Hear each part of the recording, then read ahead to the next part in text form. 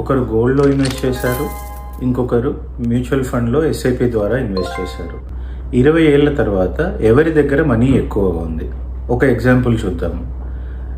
రవి అనే అతను 2005 జనవరిలో నెలకి 5,000 రూపాయలు గోల్డ్లో ఇన్వెస్ట్ చేస్తూ స్టార్ట్ చేశాడు.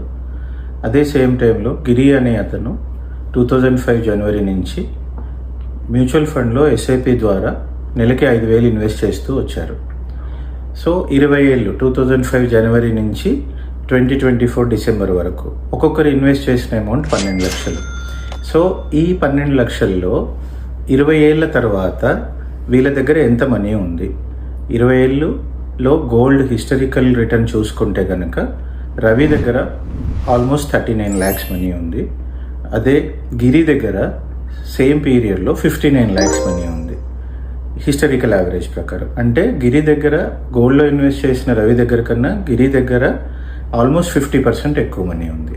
సో ఈ ఎగ్జాంపుల్ దేనికోసం అంటే గోల్డ్ కన్నా మ్యూచువల్ ఫండ్స్ మంచిది లేదా గోల్డ్ మంచిది కాదు అని చెప్పడానికి కాదు.